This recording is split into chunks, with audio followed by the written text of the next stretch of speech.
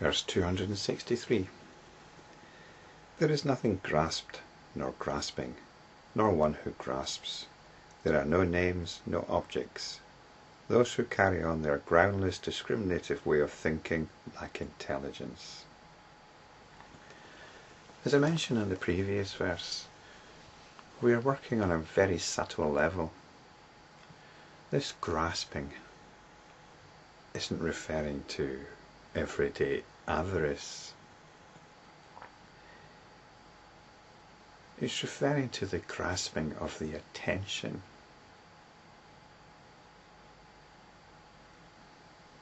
The attention is looking for something to hang on to.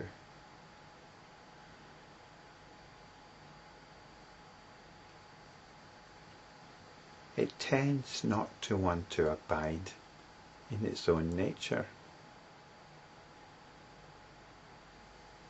Its own nature is that of awareness, simple, pure awareness.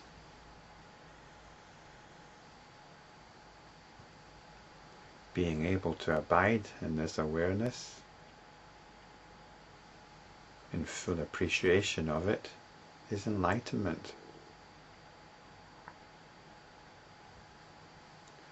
But we've got into the habit of not abiding in it, of being quite anxious even about abiding in it.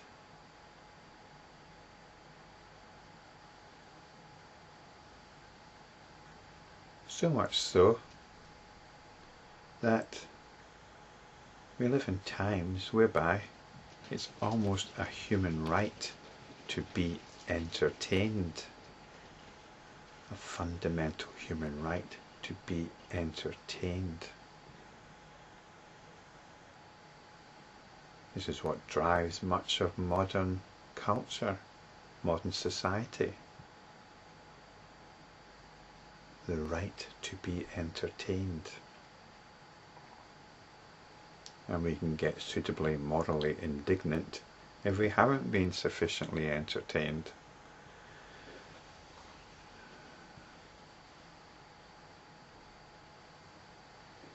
So I think there might be something in these early Buddhist injunctions against enjoying dancing shows and similar entertainments.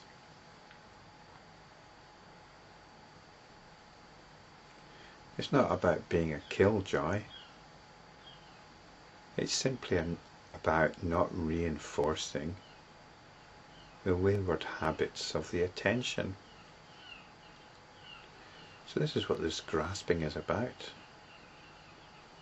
Grasping for entertainment. So that's an interesting one to watch. Examine. Be aware of your need to be entertained. What's this verse saying?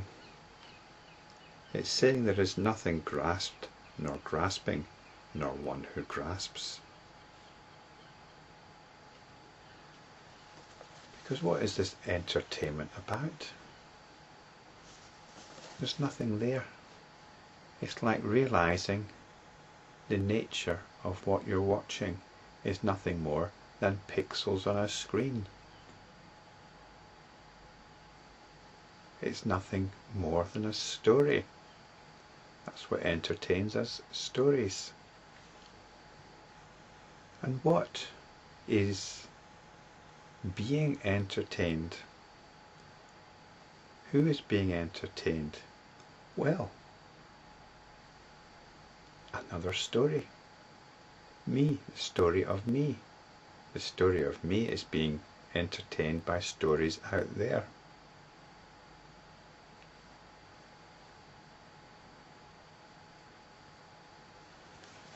The story of me is no more real than the stories going on out there.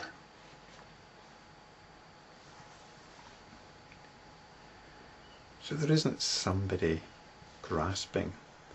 There's simply the attention moving around. And this is what was pointed out in the previous verse, in the previous video. the attention is getting attracted to various forms. It could be physical forms, but more importantly, more fundamentally, they're mental forms, thoughts, ideas, and the attention is batted around to these in accordance with our pattern of moods. So this verse is telling us that there's nothing out there. Not only is there nothing out there, there's nothing in here either.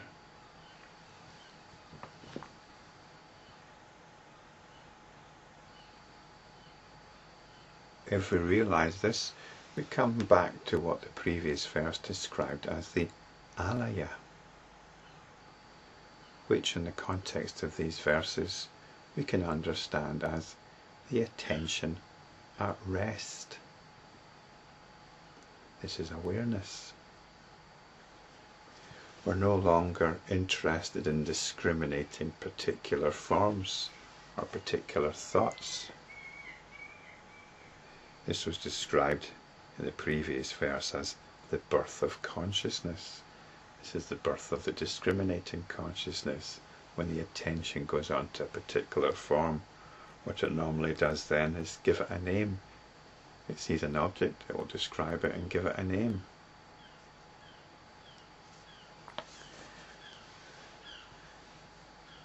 This is what our general understanding is about. This is what our education is about. Making discriminations. But it's said here that those who carry this on lack intelligence. It's a certain sort of intelligence, but it's a very limited and limiting intelligence. The real intelligence is in seeing what is actually going on. Seeing that what is going on is nothing more than this limiting and limited discrimination. It's a discrimination that creates stories, and in this way keeps the attention entertained.